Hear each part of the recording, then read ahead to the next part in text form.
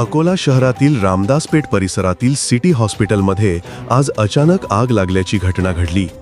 आगीचे नेमके कारण अद्याप स्पष्ट झाले नसून घटनेनंतर परिसरात एकच खळबळ उडाली। मिळालेल्या माहितीनुसार रुग्णालयाच्या आयसीयूमध्ये काही रुग्ण उपचार घेत होते।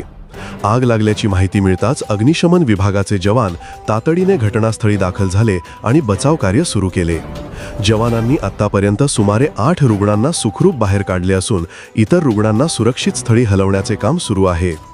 रुग्णालयातून बाहेर काढलेल्या रुग्णांना पुढील उपचारासाठी जिल्हा सामान्य रुग्णालयात दाखल करण्यात येत आहे। सुदैवाने या घटनेत अद्याप कोणतीही जीवितहानी झालेली नाही। दरम्यान अग्निशमन विभागाकडून आगीवर नियंत्रण मिळवण्यासाठी युद्ध पातळीवर प्रयत्न सुरू आहेत। साधारण 1:15 वाजेच्या दरम्यान सिटी हॉस्पिटलला आग लागल्याची माहिती रामदासपेठ पोलीस स्टेशन आणि आम्हाला मिळाली।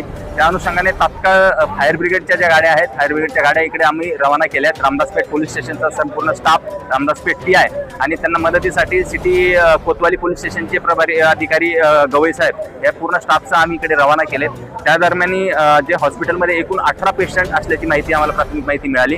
सर्वचे सर्व 18 पेशंट जे आहेत ते सुखरूप आहेत।